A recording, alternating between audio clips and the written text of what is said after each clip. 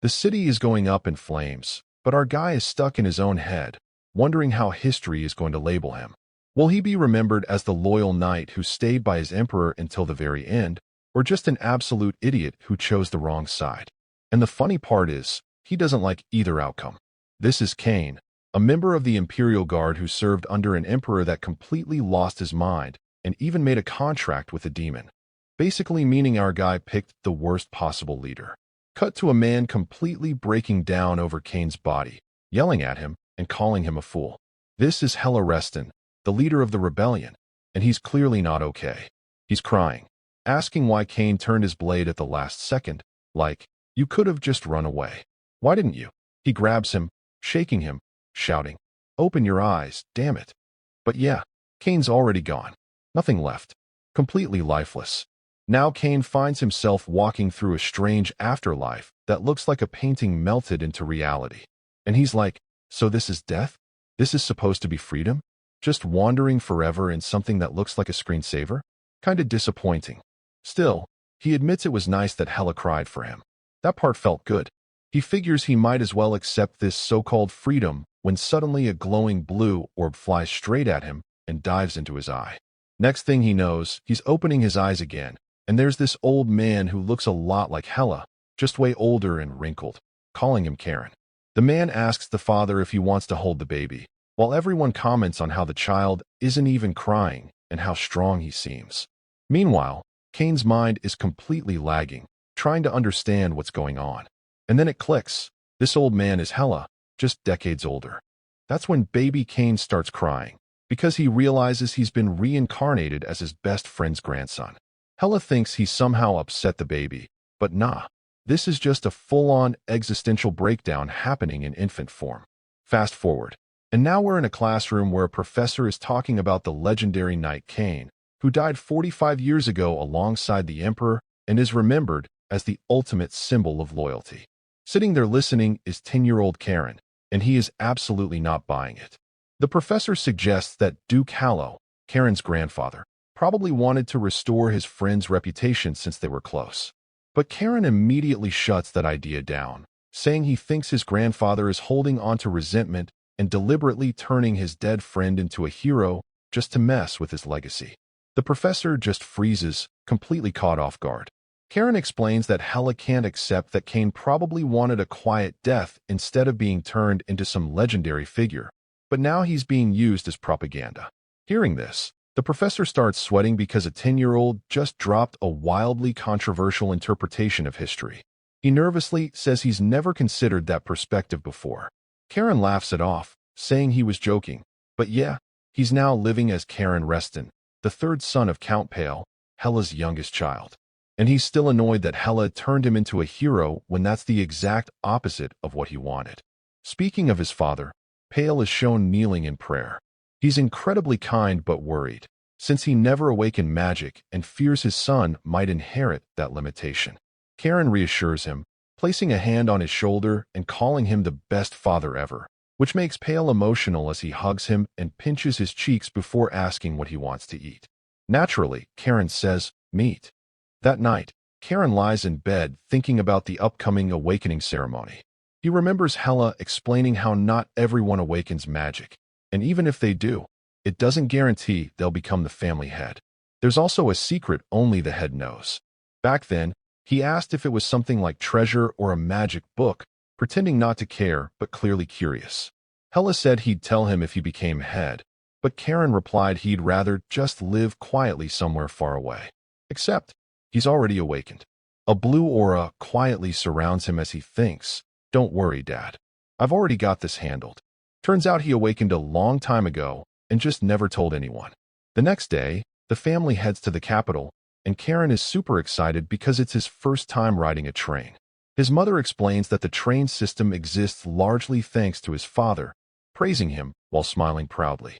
Even Karen is surprised, realizing that even without magic, Pale is impressive in other ways. He funded major projects and contributes heavily to the family's income. Still, Karen quickly forgets all that because he's too busy geeking out over the train ride. As they pass by the Reston family's main estate, the Azure Sea Fortress, Karen smirks. He's about to see his grandfather again, his former friend Hella, and the man who turned him into a legendary figure. But Karen already has a plan. He's going to become the complete opposite of what Hella built him up to be. He'll make sure all that effort was pointless and become someone totally unworthy of the family name. Honestly, after being turned into a glorified symbol against his will, it's hard to blame him. He quietly tells his old friend to wait, because his beloved grandson is on the way. When they arrive, a man named Heinrich greets them formally. Karen immediately notices the knights around him. They're far more capable than the ones back home. He figures it's only a matter of time before his secret is discovered, but he doesn't really care. Inside the palace, he's taken to a reception room while his father meets the elders. Looking around, he's impressed by how massive it is, even though it's just a waiting room. As he starts getting bored, another kid mocks him, calling him a bookworm and saying that since his father never awakened magic, his chances are low too. So he better focus on studying if he wants to survive like a commoner. He even insults Karen's haircut. Then the kid makes a huge mistake. He challenges him to a fight. Confident in his own magic, he says he'll teach Karen a lesson. But Karen simply glares and asks if the main family is raising delinquents now. As Karen releases his aura, the kid's confidence completely collapses.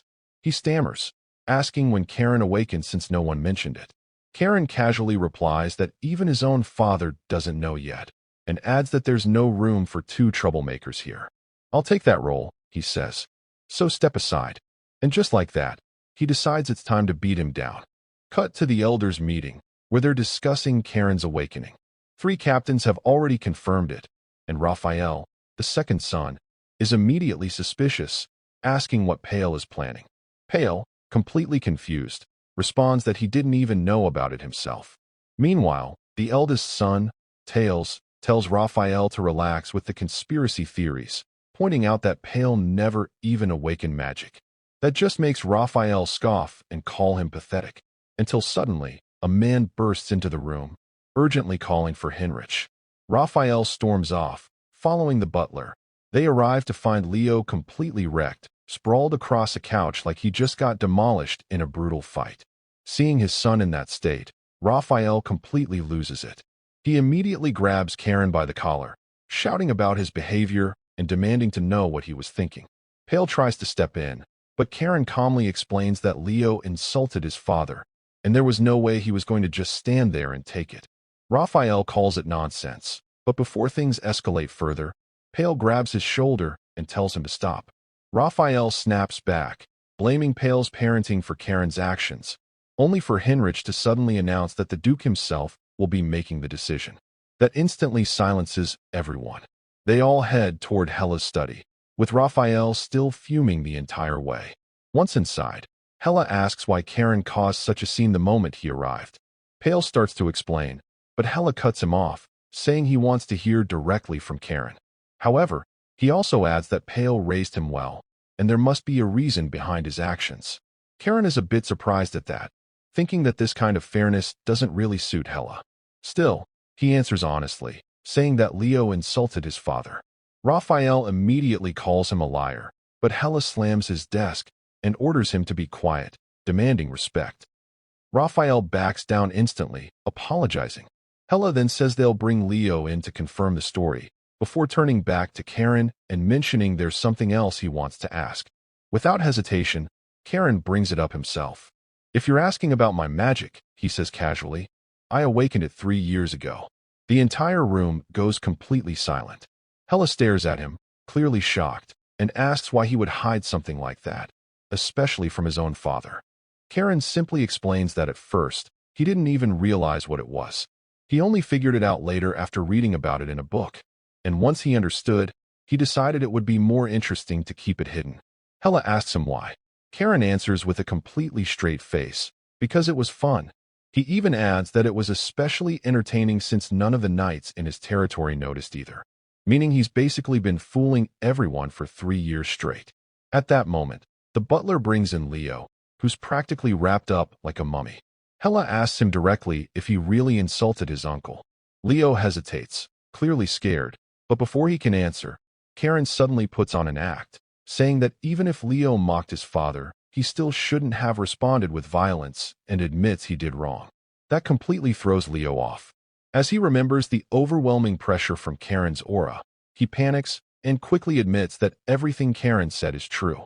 Hela nods and announces that punishment for both of them will be decided after the awakening ceremony the next day, then dismisses everyone. Later, when only Hela and Heinrich remain, Hela asks what he thinks about Karen. Heinrich says he's unsure, but there's definitely something unusual about him. Hela agrees, pointing out that not only did Karen awaken on his own and hide it for years, but he also subtly questioned the strength of the knights assigned to his father's territory, almost as if he was implying negligence. Heinrich suggests he might be overthinking it, but Hela shakes his head. I hope so, he says. But that child is different. He decides to observe him closely during the ceremony, since awakening magic alone doesn't reveal everything. What truly matters is what Karen gains from the ritual and whether he completes it safely. Hela is deeply curious. The scene then shifts to a secluded altar deep within a forest, clearly the site of the ceremony. Night falls, and Karen is escorted through the forest, surrounded by nearly the entire family. As he looks around, he's surprised. They really brought everyone, including retired elders who still seem strong enough to fight. Tails is there, along with his daughter Lean, Raphael, and Leo as well. The full lineup is present, making Karen realize this ceremony is far more important than he initially thought. Eventually, they arrive at the altar, where a mysterious stone rests. Karen immediately recognizes it, the Stone of Oath. Hela steps forward, his tone serious as he explains the process. Once Karen enters the rift created by the stone, he'll face a personalized nightmare, something unique to him. His goal is to obtain a weapon from that world and destroy it. Karen nods calmly, saying he understands. Hela raises an amulet, activating the ritual.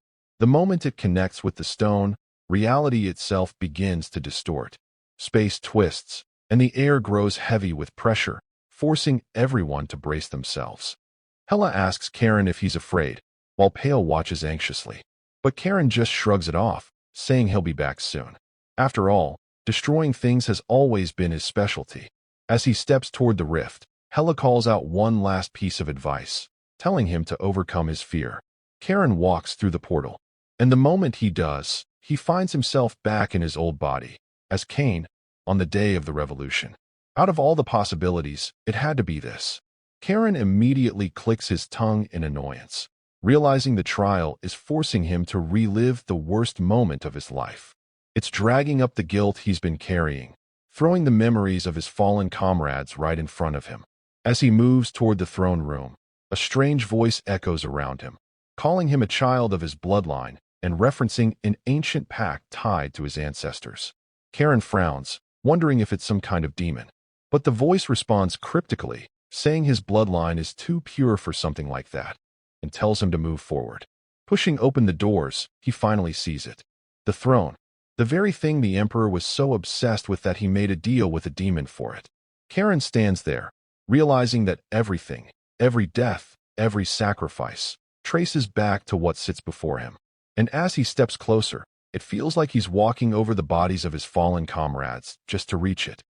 The voice keeps going on, talking about how Karen, blessed by the cold northern sea, has finally made it here. It welcomes him on behalf of the Blue Clan. Then Karen notices it. His old sword, the one he used back when he was Cain. The blade given to him by the Emperor. Ruin. And yeah, no surprise, it's a demonic weapon. The voice tells him to channel his mana into it, but Karen immediately shuts that idea down. Hard pass. That thing literally devours souls. The voice insists, explaining that his grandfather already purified it, and what he's seeing now is just a demonic illusion trying to intimidate him. Even so, Karen hesitates. Touching that sword means facing everything, every memory of blindly following the Emperor's commands. But then he recalls his grandfather's words about overcoming fear, and that's when it clicks. So that's the point of all this. This ceremony isn't just about getting a powerful weapon. It's basically therapy disguised as a trial. The heir has to confront their deepest fear head-on. Karen sighs and grabs the sword.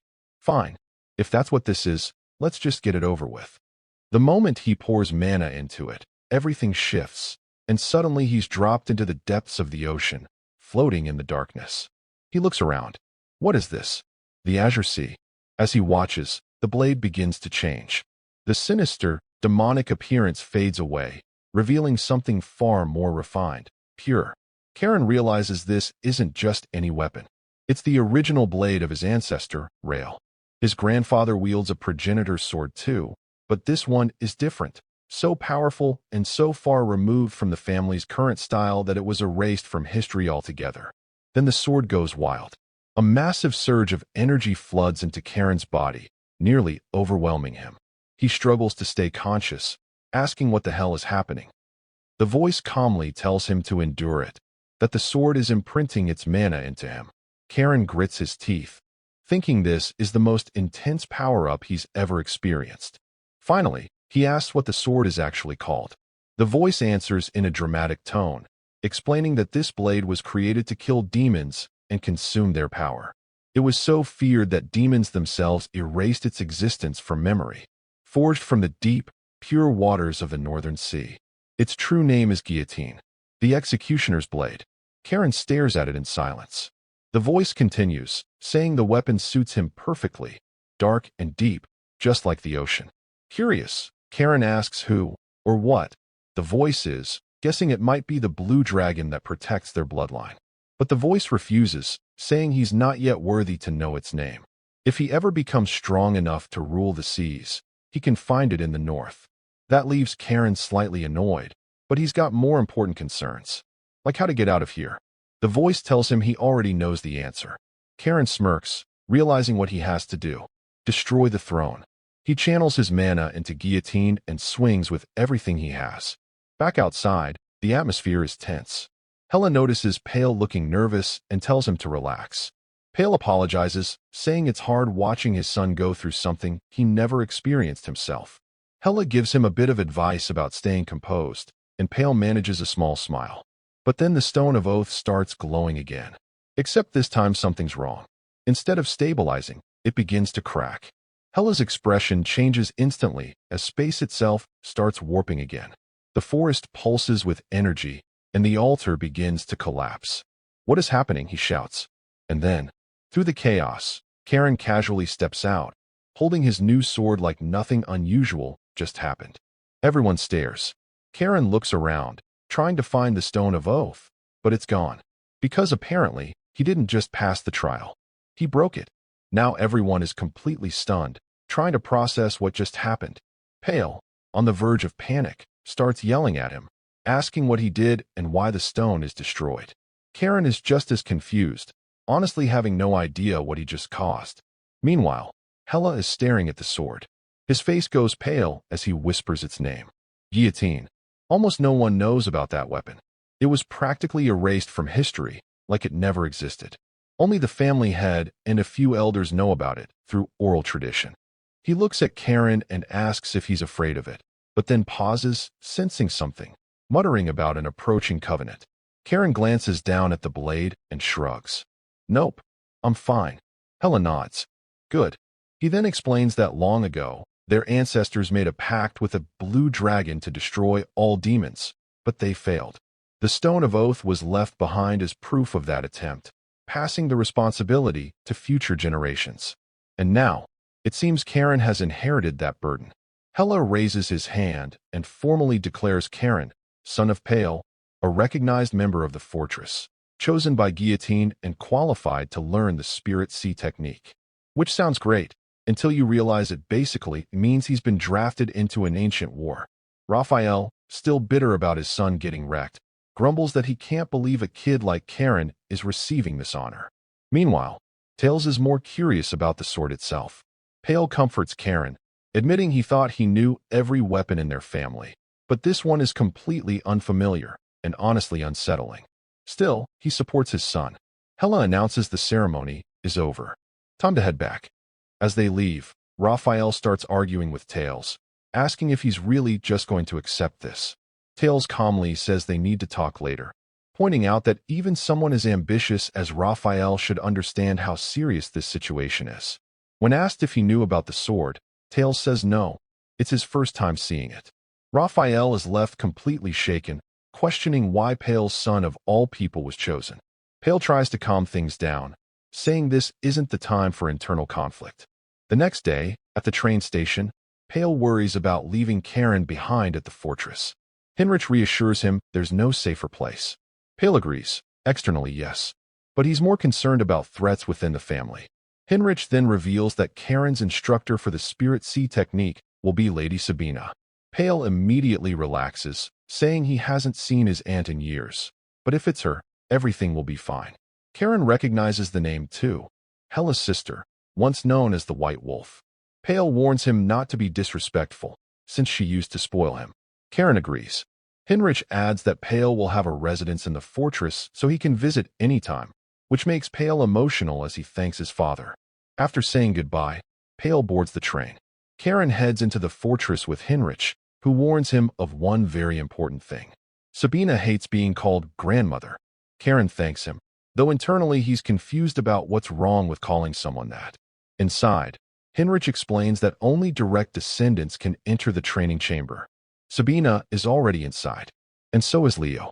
Karen gets excited. Training with Leo should be fun. As he enters, Hinrich watches him go, thinking things are about to get interesting again. Standing outside, Karen can already feel the intense aura inside. Then a voice calls out, asking if he plans to stand there forever. He enters, bows, and freezes. Sabina looks way younger than expected. She doesn't look like a grandmother at all. She casually greets him, and Karen realizes she must have reconstructed her body using advanced magic, something only an 8-star knight could do. She snaps at him to stop standing around and sit next to Leo. She mentions she's surprised he knows her title, and Karen explains he read about her in books. She smiles, saying he's just as interesting as Hela described. When he asks what Hela said, she explains that he believes Karen is someone destined to navigate a vast ocean, and that she must help him reach the point where he can rule it. She stands and announces training will begin. Explaining the Spirit Sea technique, she says they create oceans within their bodies using mana. The more they can control, the stronger they become. 8 oceans equals the 8th star. Controlling all 8 as one, that's the 9th star. Only 3 people on the continent have reached that level. In the Empire, only 1. Karen immediately realizes it's his grandfather. And this time, he decides he'll reach that level too. Sabina senses his determination and smiles. Training begins. She tells him to let his mana flow through the pathways opened during the ritual, reminding him that the power of the sea isn't something you force into submission, it's something you accept. Karen focuses, saying it feels like violent waves crashing inside him, and that he needs to calm it down. He starts guiding the flow from his heart, slowly stabilizing it. And right away, there's a clear difference between him and Leo. Sabina notices it immediately. She wonders if this is really the mana of someone who just completed the awakening ritual. Even Leo, who has been training for 2 years with proper techniques, has only just begun reaching toward the 2nd star level. Meanwhile, Karen is already carving out his mana pathways on his own, without even being taught how. Karen suddenly winces, saying it feels like his body is being torn apart, and stops his training. Sabina observes carefully, noting that he's feeling the strain but still able to regulate himself. Then she glances over at Leo. And yeah, he's completely overdoing it.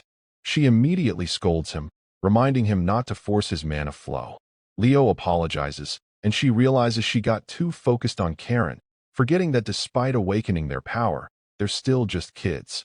She also can't help but wonder why Leo's hair still looks so messed up. That's exactly why she needs to act like the responsible adult here, to make sure they don't destroy their own bodies in the process. Watching Karen, she's impressed. He stopped at the right moment, avoiding damage, even while pushing himself. At such a young age, having that level of control despite his desire to grow stronger shows just how exceptional he is. She thinks to herself that her brother really left behind something remarkable, but at the same time, she realizes something else. She probably won't need to guide him like a lighthouse. Walking over, she calls out to him and tells him that for the next 3 years, she'll ensure his safety, but he needs to focus on gaining the strength to protect himself. Karen nods. Now it's time for practical training. They head out to the main training grounds, where other trainees are already practicing. Even one guy who looks like he belongs in a completely different genre is going at it. The instructor turns as Karen and Leo arrive. Leo looks at Karen and asks if he's really planning to train with that sword. Karen answers without hesitation. Of course. Apparently, people have been complaining that the sword's aura is too intense, so he's not even allowed to unsheath it. Leo shakes his head. That's not what he meant. The instructor steps forward and introduces himself. He explains that he'll be in charge of their sword training and that he's the commander of the Seawolf Knights, Zur Winterguard. Karen greets him respectfully, immediately recognizing that he's at the 8-star level just from his presence. Zur says up front that he won't be using titles like Young Master until they've proven themselves. Karen shrugs, saying that's fine. He actually prefers it, since he's not used to that kind of treatment anyway. He understands it's part of the family tradition to earn respect through skill. Zur raises an eyebrow, finding that response interesting. Most people would take offense. Leo, on the other hand, looks mildly annoyed, wondering why he's getting dragged into this comparison. Karen glances at him, laughs, and casually says it doesn't matter anyway. Eventually, everyone here will bow before him. Zur pauses, then comments that maybe a proper successor has finally appeared. But then he looks at Karen again, and notices the slightly unhinged expression on his face. Immediately, his opinion shifts. Now he's thinking that instead of a proper successor, someone even more troublesome than Leo might have just shown up. Time skip, 3 years later. Hela is relaxing, having drinks with his sister. She's praising his collection, saying his taste in alcohol is top tier. He clearly enjoys the compliment, but tells her to stop helping herself to his stash.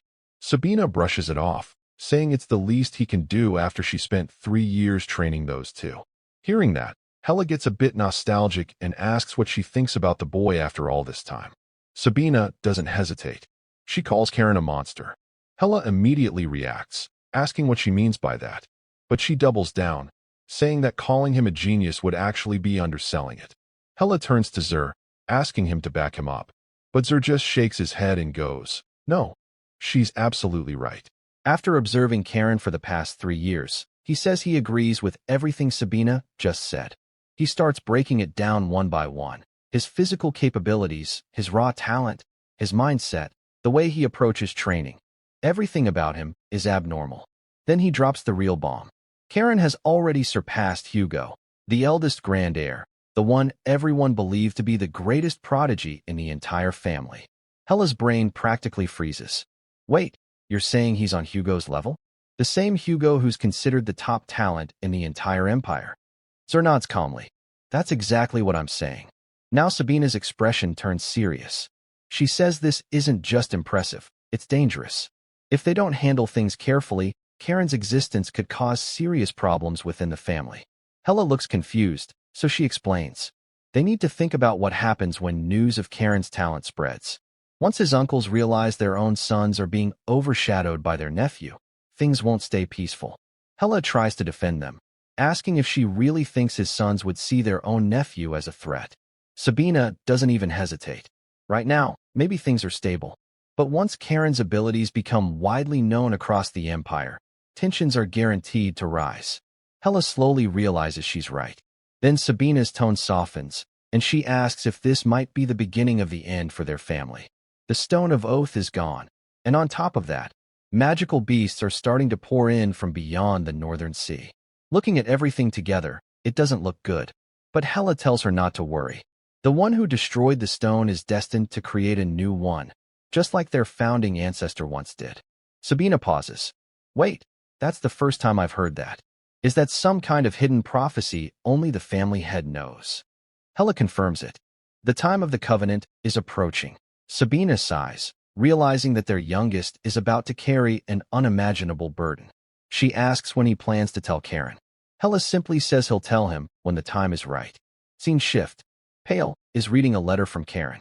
It starts off normally, asking how his parents are doing, apologizing for not visiting because he's been completely occupied with training.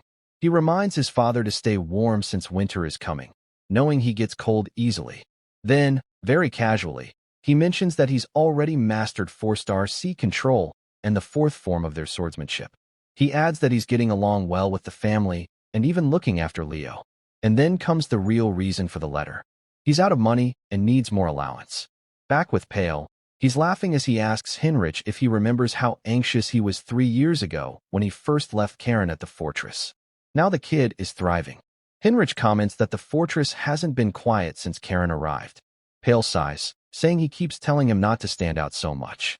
Hinrich responds with a quiet observation. Something like a jewel will shine no matter how much you try to hide it. Then his tone turns serious. He warns that things are changing. They won't be able to keep Karen's abilities hidden for much longer. Soon, he'll likely be assigned a real mission. Pale frowns, knowing his older brothers won't be happy about Karen's rise. Hinrich reassures him. Sabina is extremely fond of Karen, and with her around, no one will dare try anything. Pale relaxes a bit, saying Karen mentions her in every letter, but it's good to hear confirmation. Hinrich adds that Sabina has always cared about Pale as well. Pale jokes that the monthly allowances she sends probably help. Then he grows concerned again, mentioning he heard Sabina might be leaving the fortress soon.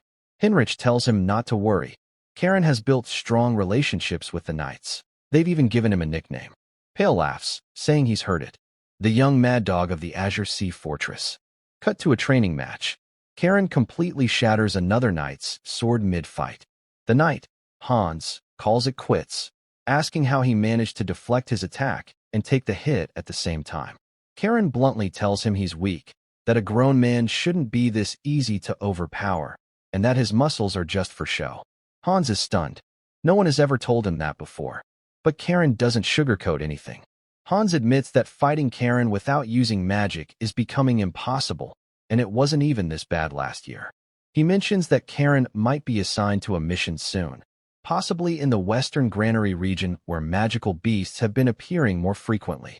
Karen immediately looks at Leo, asking if he heard that. Leo says he absolutely does not want to be deployed with him. The person Leo is sparring with tells him to focus. Leo apologizes, but admits that completing a mission might finally earn him recognition from his parents. Back to Pale and Hinrich. Pale reveals the real reason he called him. He shows him something confiscated from a merchant wagon in the Bellis territory. Hinrich examines it carefully. Is this what I think it is? Pale nods. Drugs. And he needs Hinrich to investigate the Bellis region.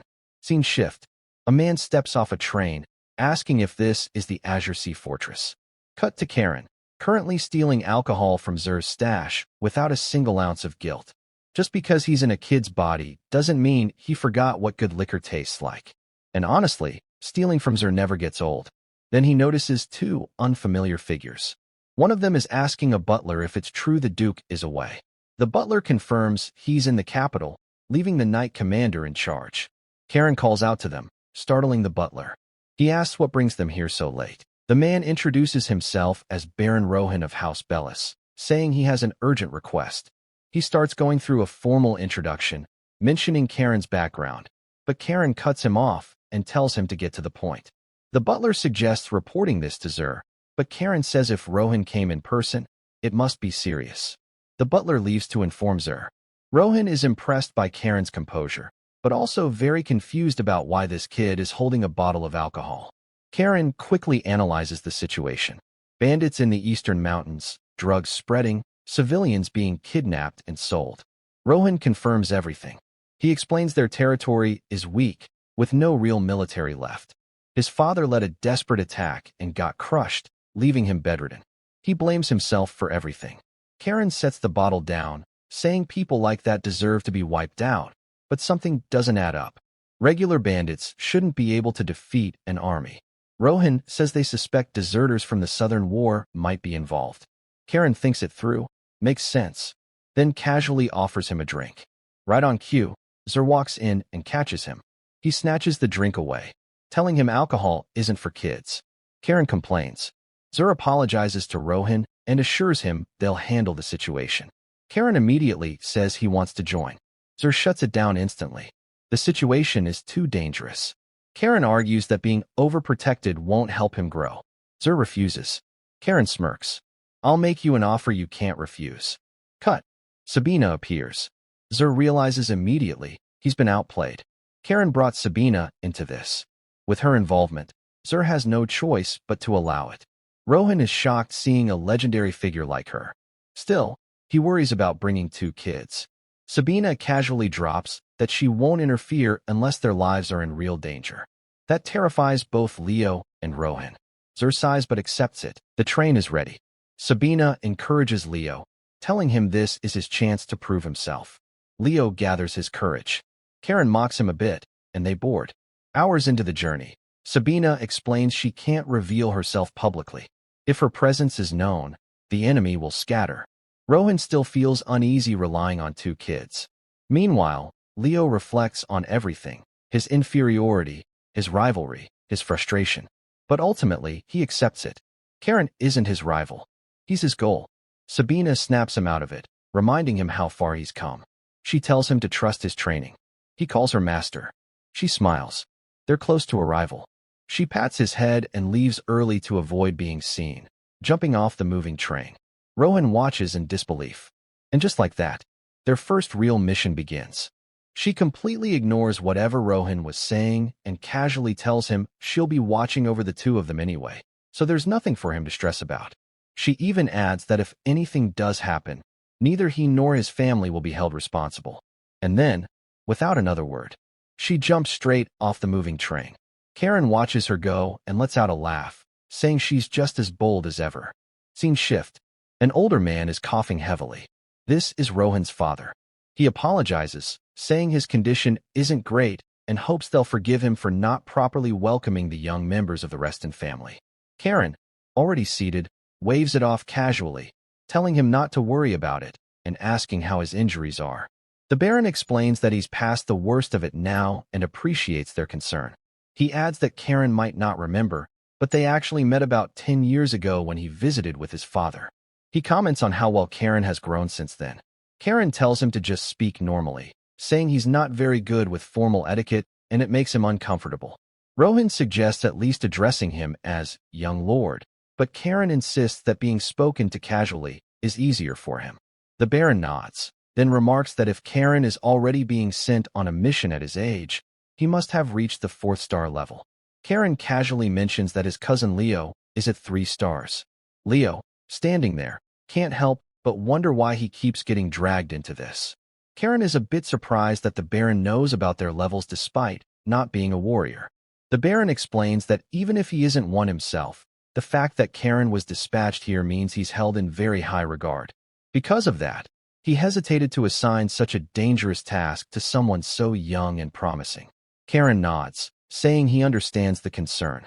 But if they were to fail this mission, it would bring shame to the pride of the Blue Wolves, and that's not something they intend to allow. He turns to Leo and asks if he agrees. Leo nods, saying they'll complete the mission no matter what. The Baron lets out a small laugh and thanks them, but then starts coughing again. Rohan steps forward, asking if he's all right. Karen observes for a moment, then says he clearly needs rest, so they shouldn't keep him any longer. The Baron nods, saying he'll leave everything in their hands. He gestures to one of his men, saying preparations have already been made. They just need to follow him. As they're walking out, Leo calls out to him. Karen glances back and asks what's wrong. Already tired? Leo shakes his head and says that's not it. He just wants to know if they can really trust this herbalist. Even if the guy knows the terrain, there's no guarantee he's not secretly working with the bandits. Karen smirks and asks if Leo's finally started using his brain, then casually confirms that yeah, the guy is absolutely part of the enemy. Leo stops in his tracks. Wait, how do you know that? Karen explains it goes back to his conversation with Rohan at the station. When he asked how they planned to locate the bandits' hideout, Rohan admitted they had no choice but to rely on a traitor from within their own territory. Karen says it was actually a smart move. Leo still looks uneasy and asks why he didn't say anything earlier. Karen shrugs and says Leo was too busy being nervous the whole time.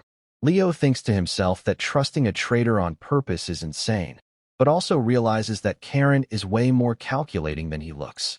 Karen continues, saying the fact that the guy hasn't been punished yet proves he's useful. It also shows how desperate the situation is, which is exactly why they're being used as bait. Two noble heirs traveling through dangerous territory toward another domain? That's practically an invitation. Right on cue, the herbalist stops walking. He turns around, and sure enough, bandits step out from the trees behind him. He grins, saying this worked out nicely, and that they even got more than expected since the targets are nobles. One bald bandit mutters that these young masters don't look like they'll come quietly. Karen doesn't wait. He draws his sword instantly and calls them insects, demanding to know how they dare spread drugs in his father's territory. Cut back to the Bellis estate. The Baron is still coughing badly. Rohan rushes over, worried, asking if he's all right. The old man insists he's fine, even though he clearly isn't. Rohan hands him water, which doesn't really fix anything, but the Baron thanks him anyway. Rohan then asks if those two kids will really be okay out there. The Baron leans back and explains that sending two young heirs into bandit territory with barely any intel isn't recklessness. It's a sign that those above trust them completely. He adds that Karen reminds him of the current Duke when he was younger. Not just in appearance, but in attitude. Calm, confident, and a little too fearless. In his opinion, they'll be just fine. Rohan nods, still worried, but choosing to trust that judgment. Cut back to the forest, and it's complete chaos. Karen is tearing through the bandits like it's nothing, cutting them down one after another. Leo is just standing there, watching this kid dismantle a group of grown men like it's routine, thinking, yeah, this guy is an absolute monster. Even the bandits are panicking. One of them turns to the leader, saying these aren't normal kids. They should retreat and warn the others. But the leader's pride won't allow it. He charges forward, shouting about how he won't be looked down on by some brat, jumping into the air and unleashing his aura. Karen doesn't even react. He swings his sword once, casually complaining about how loud the guy is, and splits him clean in half. The leader collapses, instantly defeated. Leo blinks, wondering when he was even supposed to step in. Meanwhile, Karen wipes the blood off his blade, annoyed that his clothes got stained. Leo quietly sheaths his sword, realizing that if Karen wanted to, he could have killed him before he even noticed. The remaining bandits immediately drop their weapons, shouting that they surrender. Karen grabs one of them and asks his name. The man stammers, saying it's Yura. Karen asks if he has rope. Yura nods. Karen tells him to bring it. Leo is completely confused. A moment later, both he and Karen have their hands tied. Leo looks at him like he's lost his mind. Do we really need to go this far? He understands the idea of playing along, but making the bandit carry their weapons too? Karen explains calmly, they're bait. It has to look real. Walking into a hideout fully armed would make no sense. This way, it's believable they were captured. Then he turns back to Yura and asks if they're deserters. Yura admits they were part of the 9th Regiment, 1st Battalion, 3rd Infantry Division of the Southern Kingdom. Leo mutters that they're from the war zone. Karen asks how many there are. Yura hesitates, then says, about 130 men, including a mage and 2 night-level fighters. Karen raises an eyebrow at the mention of a mage. Yura starts sweating, realizing he said too much. He thought these were just noble kids, but that blue aura earlier told him everything. These are members of House Reston, the core of the Empire. Karen, however, is focused on something else. Why would deserters travel all the way to the northern frontier? Yura explains that their commander promised them enough money to retire comfortably, so they all followed. But Karen isn't convinced. Why would an infantry commander have access to a high-level mage? Why are trained soldiers acting like bandits just for money? Something isn't adding up. Yura says they're almost at the base. Karen smiles slightly. Good. I'll see it myself. They arrive at the stronghold. The guards on the watchtower call down, questioning Yura. Did you really bring hostages? Where's the rest of the squad? Why are you alone carrying their weapons? Yura quickly spins a story, saying he handled these two himself, and that they're his catch. No one else is allowed to touch them. He adds that the others are chasing guards who escaped, and tells them to open the gate already. One of the men laughs, teasing him about finally getting lucky. One of the guys jokes that it took Yura long enough to finally earn some praise from the boss, while another laughs and tells him he's late, as usual. Yura snaps at them to shut up. Karen, watching all this, notes how strange it is. Despite joining a bandit group, Yura is way too soft for this kind of life. At the same time, he mentions he's been sensing something off this entire time, a strange presence. Yura starts sweating, his eyes locked on Karen's sword, muttering that he's been feeling something eerie ever since they got close. Karen nods slightly. If even his blade is reacting, then this situation might be worse than expected. Leo suddenly tells him to look ahead. They both notice it. birds nailed to wooden frames, strung up everywhere like offerings. Karen's expression hardens immediately. If they're putting up sacrifices like this, we're dealing with black magic. And just like that, what was supposed to be a simple bandit cleanup turns into something far more dangerous, a full-blown dark ritual situation. Karen realizes things are about to spiral and immediately orders Yura to cut their bindings and return their weapons. Right on cue, the magic circle beneath them starts glowing. Karen tells Leo to draw his sword, Sulfid, and prepare himself, because things are about to escalate fast. Leo barely gets the question out. What do you mean? Before skeletons begin clawing their way out of the ground. Yura completely loses it, screaming in terror as an entire undead force rises around them. From above, a voice echoes, laughing about how the hostages walked right into their trap, calling it a blessing from the gods. The leader of the group steps forward, surrounded by archers, greeting them mockingly as valuable little nobles. Karen scans the area quickly, noticing one thing missing, the black mage. He figures the guy's hiding somewhere, probably preparing more spells. Then, out of nowhere, Karen grabs Yura and holds his blade to his throat, asking the bandits if they're okay with him killing their own man. Yura freezes in terror. Leo is completely thrown off. Wait, how did we become the ones taking hostages? Aren't we supposed to have honor? The leader pauses, then asks how a noble can act like this when they're supposed to uphold honor above all else. Karen fires back immediately. Why can't we, when you do the same? Yura stands there, shaking. The leader scoffs, saying Karen's amusing, but wrong. A useless hostage has no value, and Yura means nothing to them. Karen clicks his tongue, calling Yura worthless right to his face, which nearly makes the guy cry. Leo quickly analyzes the situation. They're massively outnumbered, and asks Karen if he actually has a plan. Karen answers calmly, "Of course, we just take down the commander." Then, he releases his aura. The commander sees the color, and his expression changes instantly. There's no way. Karen tells Leo he'll handle the commander himself, leaving all the skeletons to him. Leo is stunned. Wait, what? But Karen is already moving. Azure mana bursts out from his body, swirling like ocean waves as he launches forward. Leo calls out to him, but a skeleton lunges at him, forcing him to block. Karen, are you insane? How am I supposed to deal with all of these alone? Behind him, the commander orders the archers to fire. But Karen closes the distance too fast. Too slow. Using the flowing techniques of the fortress sword style, his movements ripple like water as he swings. And in a single motion, multiple archers lose their arms. The commander reaches for his weapon, but Karen cuts him off mid-action. This is getting annoying. One clean strike, and the commander's hand drops to the ground. He collapses, screaming in agony. Karen looks down at him, unimpressed. If you were going to fight, you should have been faster. Through the pain, the commander snarls, demanding to know why someone from the fortress would even bother coming here when they shouldn't have resources to spare. Karen answers simply, "This land borders my father's territory." That's enough reason. He adds that he's not going to kill him. Just drag him back to the fortress. Meanwhile, Leo is in the middle of absolute chaos, fighting off waves of skeletons like he's in a war zone. Karen glances over. Not bad.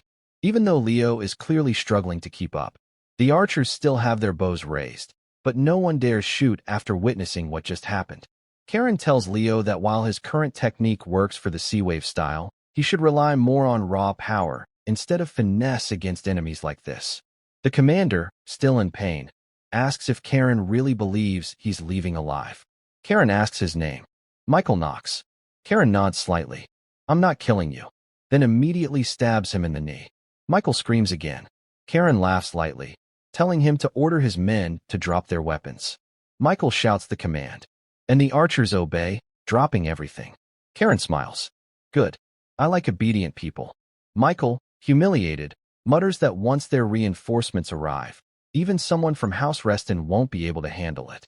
Karen tilts his head. Still hoping, huh? He asks if Michael is counting on the Black Mage, and whether he really thinks the family would send just 2 kids to handle something like this. Right then, Leo finishes off the remaining skeletons, and suddenly, a massive explosion shakes the area. Karen sighs. Of course, they brought a guardian knight. He clicks his tongue, realizing that while he was busy here, His master has already taken care of the real threat.